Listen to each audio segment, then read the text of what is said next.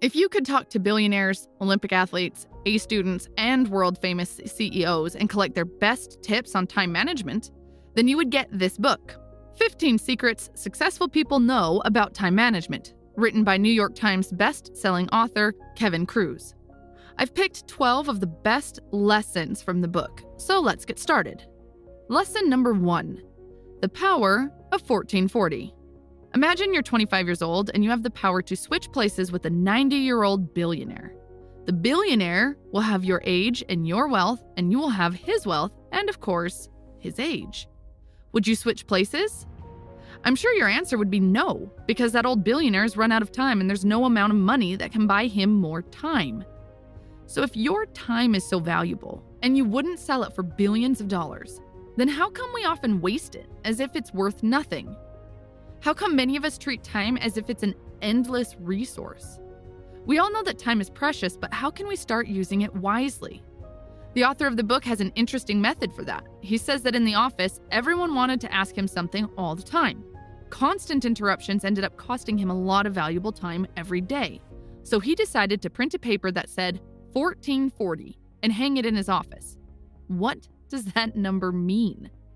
Well, 1440 is the number of minutes in a day. The author found that viewing his day as 1,440 minutes helped him focus on the most important tasks. It acted as a reminder for him, and when people asked what it was all about, he simply explained that he was trying to make the best use of his time. Pretty soon those, "Do you have a minute?" meetings got reduced or eliminated completely. To you, a brief 1-minute interruption might not seem like much compared to all the time we have available each day. But regardless of how brief they are, accumulated one after another, they begin to turn into a serious amount of time each day. Time is your most valuable and scarce resource. Once it's gone, it's gone. If you lose money, you can earn it back, but not time. Imagine it this way. Every day when you wake up, $1,440 are deposited into your life account. How you invest that money defines your future success or failure in life. Successful people see time differently and invest it differently. When we are evaluating an investment or business opportunity, the first thing most of us try to calculate is the return on each dollar invested. Successful people do that as well, but not as a first thing. The first thing they do is calculate how much time they are going to invest. They create a dollar per minute analysis and accept the projects or investments that have the highest return on each minute they are going to invest. Think about how much attention you give to your money. Working hard to make money, tracking your money, researching the best ways to invest your money, reading about ways to make more money, worrying that somebody might steal your money. You would never leave your wallet sitting out in the open. You'd never give your ATM card and password to a bunch of strangers, and yet we typically think little about our time. We routinely let people steal our time, even though it's our most valuable possession. Lesson number 2. Time management isn't about time, it's about energy. You can't manage time. No matter what you do, you will have the same 24 hours tomorrow that you had today. When people talk about time management, what they really want is to get more energy, not the time. Time management is not about time, it's about energy. You don't believe me? Then answer this. Have you ever been reading a book and find yourself reading the same sentence over and over? Do you get sleepy an hour or two after lunch? How productive are you then? Have you ever been working on a task and find yourself staring into space for minutes? Have you ever actually fallen asleep at your desk or in a meeting? If you've said yes to most of these questions, then you would agree that the most important thing is the energy, not the time. You need to manage your energy so that it lasts longer during the day. You don't want to be productive for 2 hours in the morning and very tired in the afternoon. And how do you do that? How do you have more energy across the day? How do you go from being 20% of time productive to 80%? I have several tips to do that, but one of the simplest ones is this: take more breaks during the day. Let me tell you a story from one of my friends and you'll understand how powerful the breaks are. My friend's an amateur boxer, and he enjoyed his boxing training, but he said, "I hated the ending part. After the intense 90 minutes of training, the coach made us split into pairs and compete against each other on an air bike for 3 minutes. In case you don't know, this is what an air bike looks like. It involves almost all the large muscles in your body. If you do it for just 3 minutes intensively, you'll feel so much pain in your legs and body that you'll not be able to walk or breathe. You'll just want to lie down. So back to my friend and his competition. The rules of competition were simple. You split into pairs and compete for 3 minutes. Whoever burns more calories within the 3 minutes wins, and the person who loses has to do 20 extra push-ups as soon as the time is over. My friend said at the beginning he lost almost all the time, and he was one of the lowest performers. On average, he could burn 40 calories when others burned around 55 calories. He said, "I hated it because it hurt so much. Plus, I was losing all the time, mainly because I was out of shape, and the rest of the guys were quite in shape, relatively bigger and muscular." But despite this, after just a few training sessions, he said, "I figured out a way to increase my results from 40 calories to 66 and almost beat everyone else. And after a few more training sessions, I even increased my results to 72 calories. At that point, no one believed the results, and they came and checked the screen to make sure that I wasn't lying." So how did he do it? How did he go from 40 calories to 72 calories? Obviously, he didn't get more muscular and stronger within a few days. His secret was that he took more breaks and distributed his energy evenly across the 3 minutes. He said, "At the beginning, I would just pedal non-stop for 3 minutes like everyone else. However, I realized that during the first minute, I performed well, but the remaining 2 minutes, the results were awful." So he decided to break this one big task into smaller tasks. So in my mind, I had broken this 3-minute session into 6 smaller sessions, each consisting of 30 seconds. In each session, I was working for 25 seconds and resting for 5 seconds. And for each session, I had set a goal, which was burning 11 calories. And that was the game changer for him. The reason it worked so well is because, number one, he took breaks, which helped him to spread his energy across a longer period of time. Spreading and maintaining the energy is important. Many of us can't do it. That is why we end up being productive for a few hours until lunch, and then it goes downhill from there. Tony Schwartz, founder of the Energy Project, says that humans naturally move from full focus and energy to physiological fatigue every 90 minutes. Our body sends us signals to rest and renew, but we override those signals with coffee, energy drinks, and sugar. Schwartz suggests that we need to purposely take short breaks throughout the day to drink water, walk, or to eat healthy snacks. Number 2, he broke down the task. Suddenly, it wasn't one big scary task. It was 6 smaller tasks with the rest at the end. Psychologically, that made it easier for him. Number 3, he set goals for each session. He knew that in order to succeed, he needed to burn 11 calories and not think about the rest. If he just did that, then the rest would be fine. Number 4, he made the time work for him, not against him. What I mean is this: when you have one big session and your body hurts like hell, the only thing you want is to be done with it because it hurts. You just keep looking at time and thinking, when will it be over? So that you can get off and rest. On the other hand, when you have a smaller session with a break and a goal, you don't want the time to finish before you reach your goal.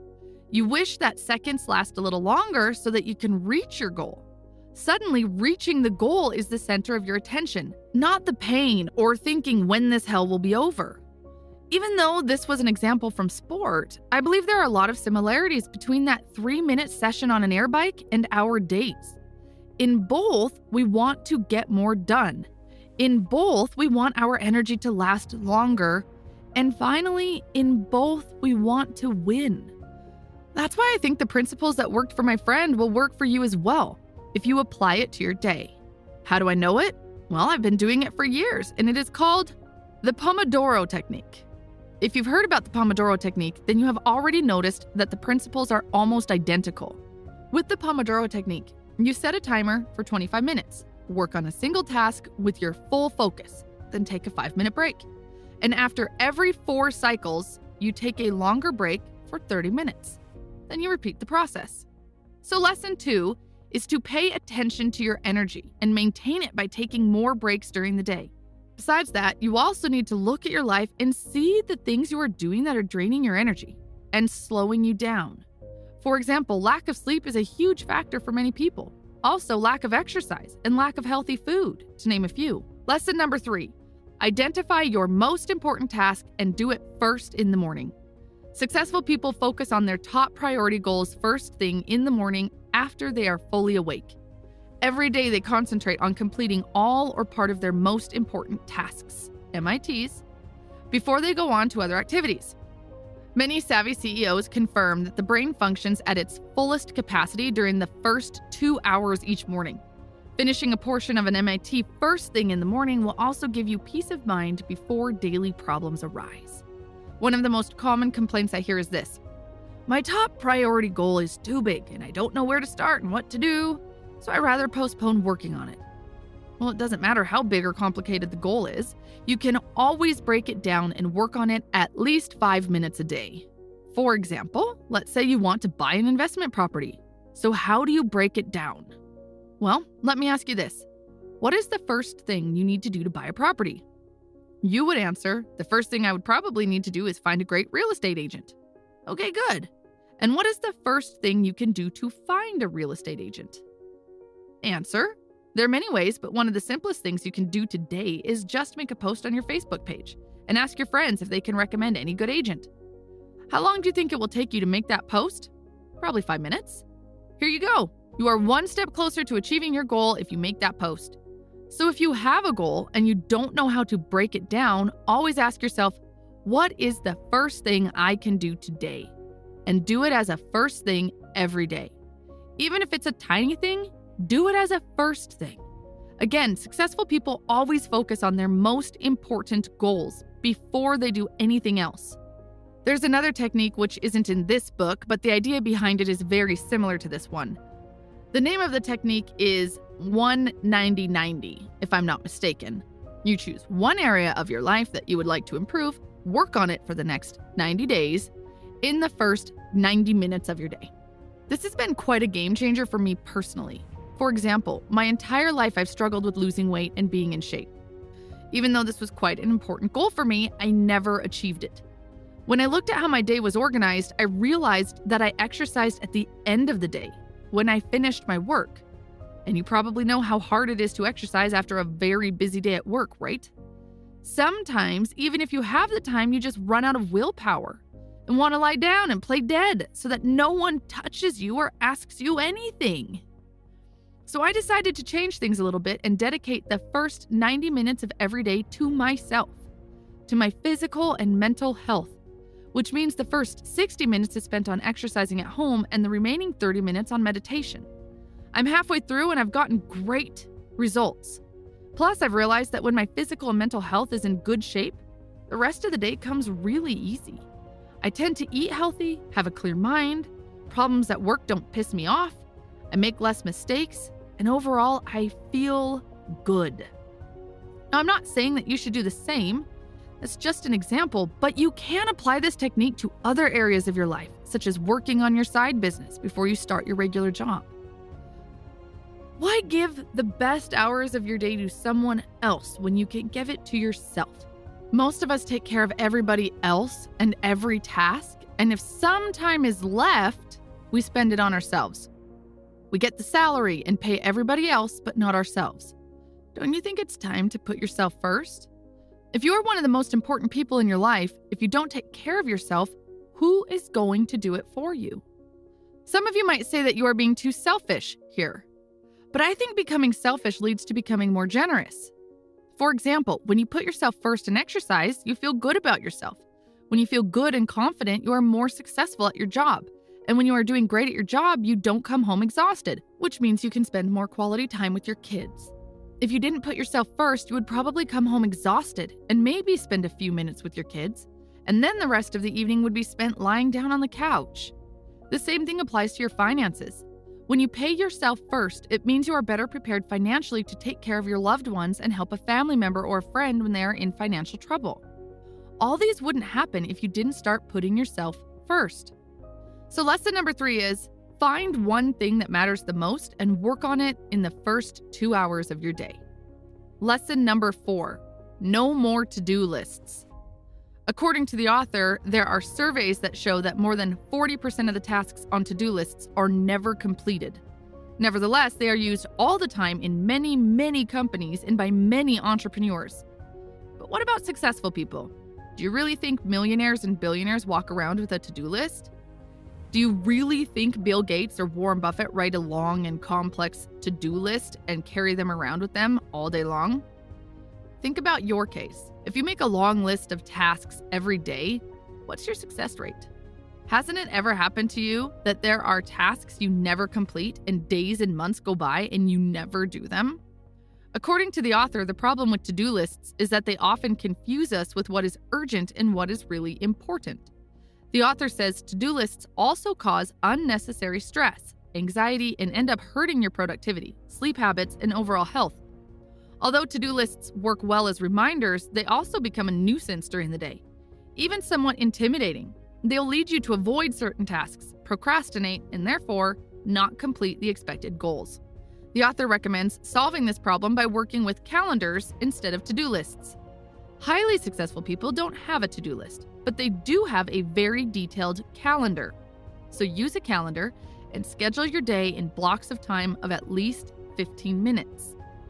According to the author, simply scheduling tasks on your calendar, rather than writing them on a to-do list, will free your mind, reduce stress, and increase your cognitive performance.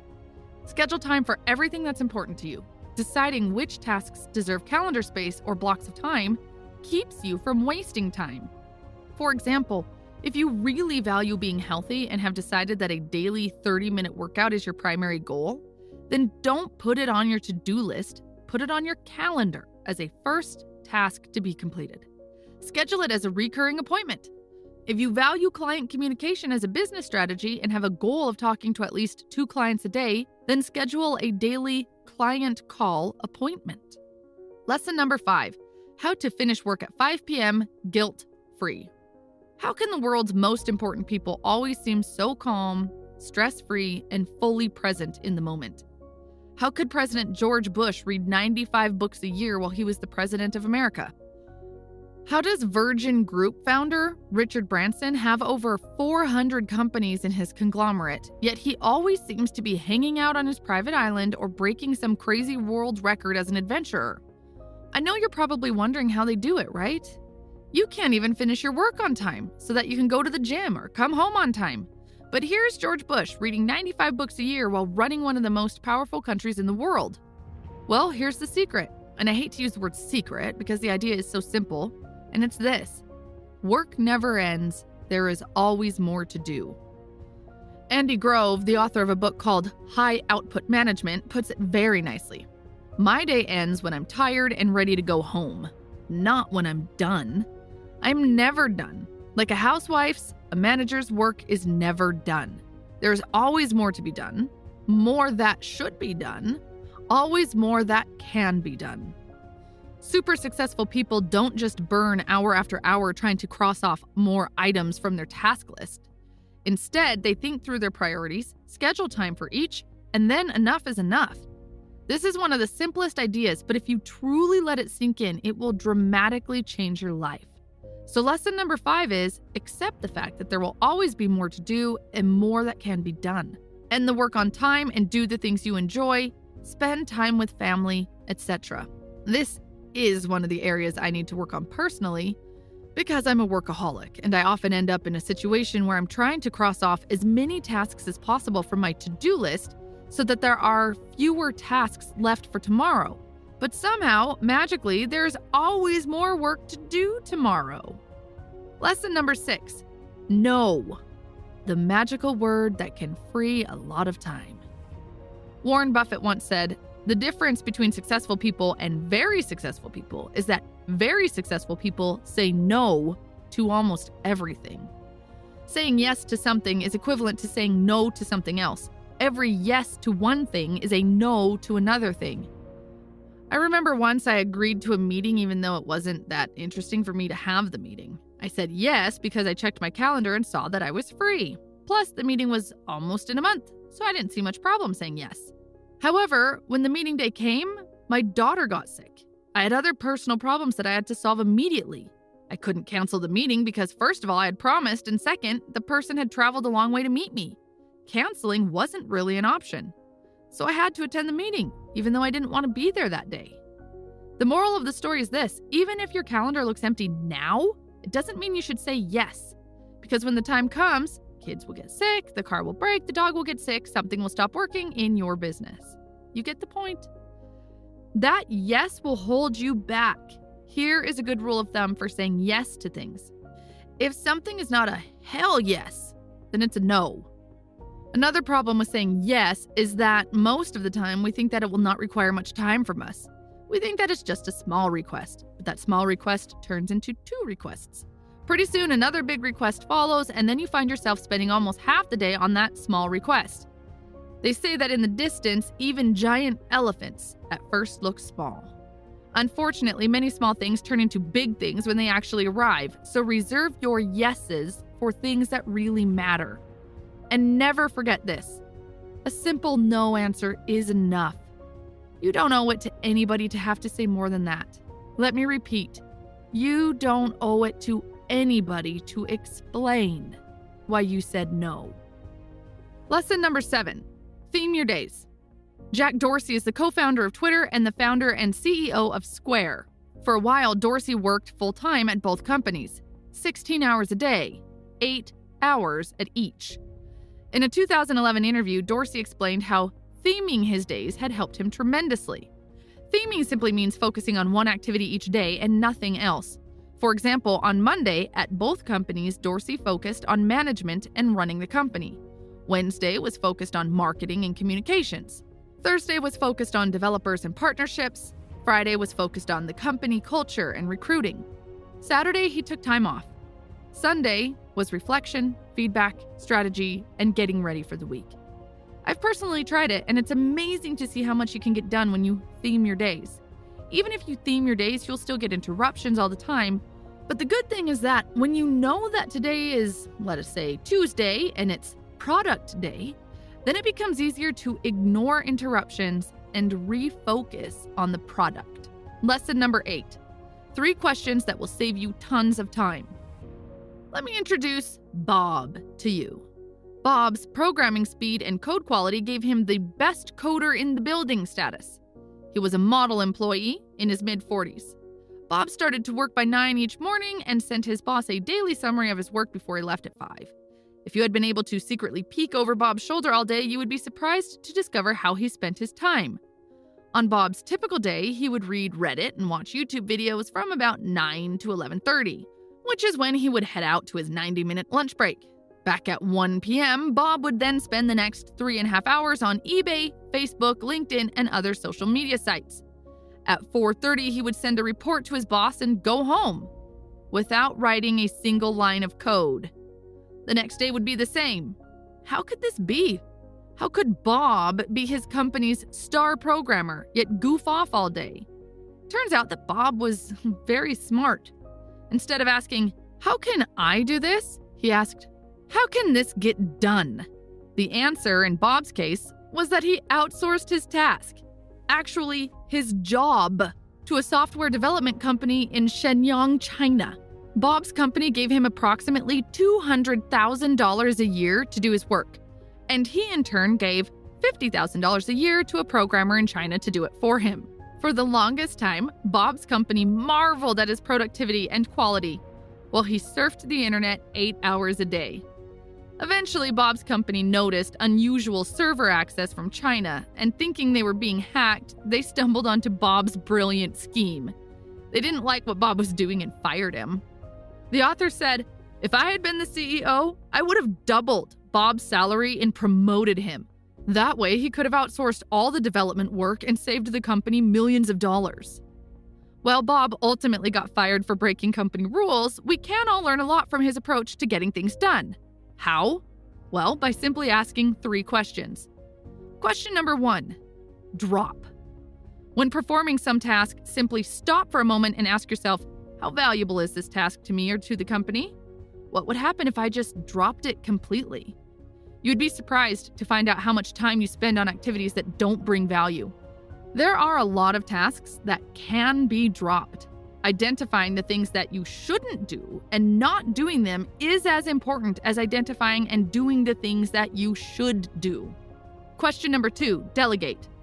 Ask yourself, am I the only person who could do this task?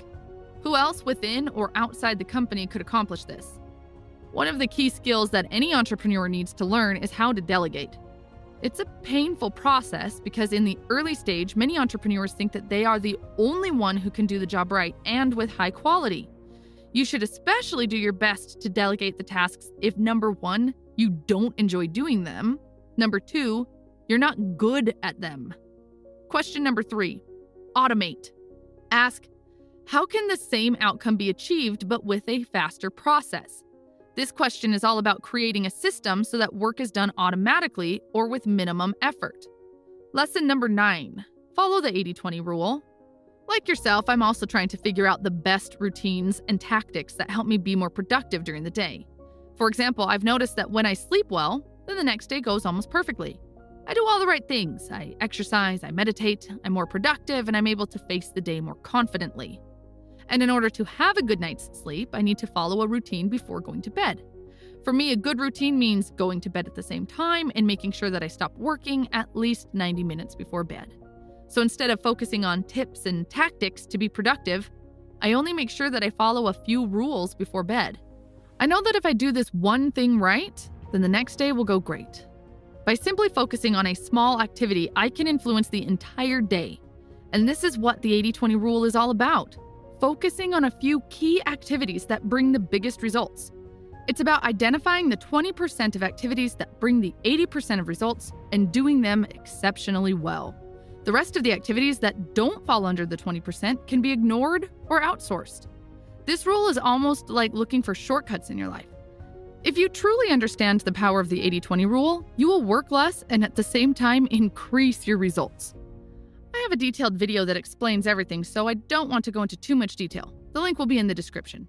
Lesson number 10, how to clean your email inbox quickly and focus on productive work.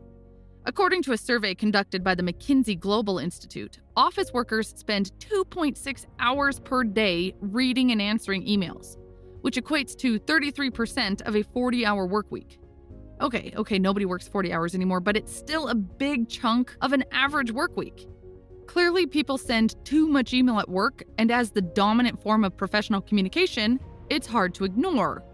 But you have to take responsibility for your part. Email and all social media platforms produce dopamine every time a message or notification appears on your screen, which is very addictive. Most of the time, it's nothing important. But every now and then, ding, ding, ding. Oh, look, an interesting article. Or, oh, someone has a question I can answer in only 5 minutes. I'm so helpful and productive. This makes us come back to check our inbox again and again. Here are 6 tips to manage your inbox wisely.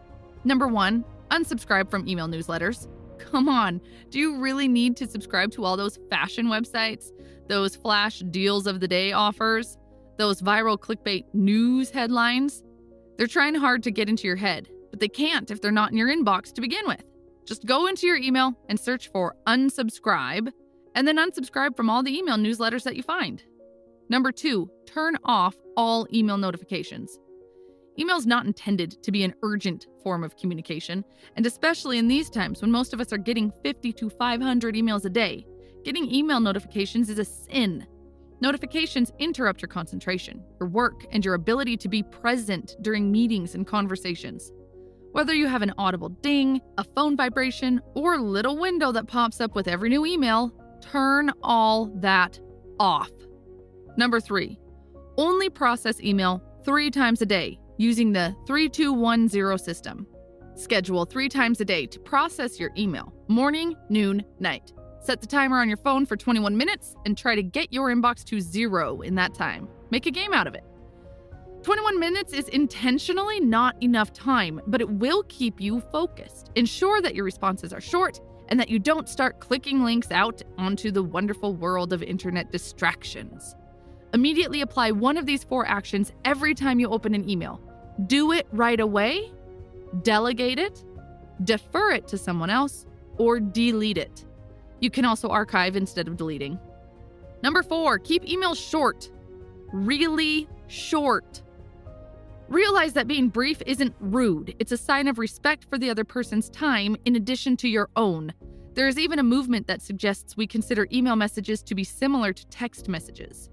Number 5, use the subject line to indicate the action required. An ideal subject line doesn't just indicate the subject of the email, but also the type of action it requires. This helps email recipients to process your email in less time, and they'll learn to reciprocate and do the same for you. Number 6, think twice before you forward or CC someone. Too often we forward or CC someone in the spirit of keeping them in the loop, but in reality we are contributing to the information overload problem. Remember, every email you send and every CC you include means you are likely going to get a reply back into your own email box. If you send less email, you'll also receive less email. Lesson number 11, Richard Branson's secret productivity tool. Richard Branson is the founder of Virgin Group. By the time the book was written, Branson was reportedly worth $4.8 billion. According to Branson, the most important thing for him is to always carry a small notebook in his pocket. In his own words, "I could never have built Virgin Group to the size it is without those few pieces of paper." Keeping all those fleeting ideas, thoughts, and things to remember only in the mind can contribute to fatigue. There is a way to free the mind. So the author's advice is simply to always carry a notebook with you. Maybe the foundations of your empire will be written down there. Lesson number 12, meetings are the last option. According to many surveys in the corporate world, most meetings are a waste of time. Despite this, every day many companies hold meetings. In the book, the author gives some reasons why he thinks meetings suck. Number 1, most meetings start late. Number 2, most of the wrong people are present at the meeting. Number 3, most of the meeting's time is spent on trivia. Number 4, the wrong people dominate meetings. Often those who spend most of the meeting time are overconfident, extroverted, attention-seeking people who don't necessarily have anything really important to contribute. Therefore, the author recommends not scheduling or attending meetings unless all other forms of communication are not working. If you must have a meeting, highly successful people know that effective meetings start with effective agendas, which are distributed in advance. This was a long video. Thanks for watching to the end. I have more interesting books summarized on the channel, so check out the playlist you see on your screen if interested.